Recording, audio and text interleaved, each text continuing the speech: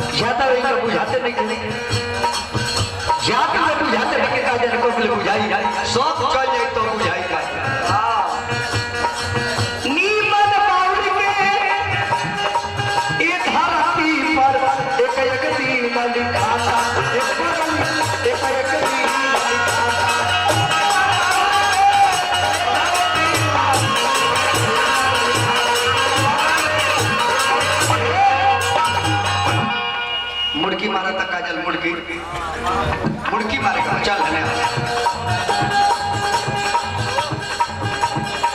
नीमल ये बची है अब रविंद्र वो बची है कि नहीं बची हम नहीं लेकिन ये बची है एक बरौनी माँ अब की चक्करधार मारेगा 3 पैर उठे बैठे बेटा रामदेव महाराज के एक्सरसाइज यानी से थोड़ा शुगर ना होना नीमल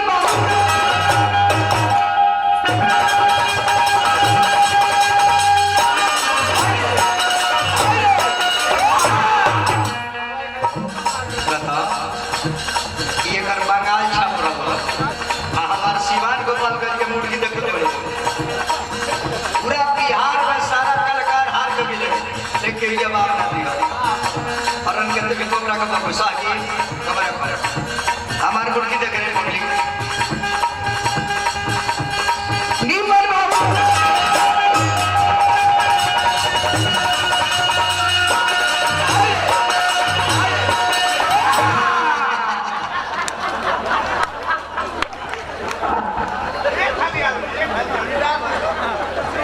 व्यास मर दे तो 5000 दे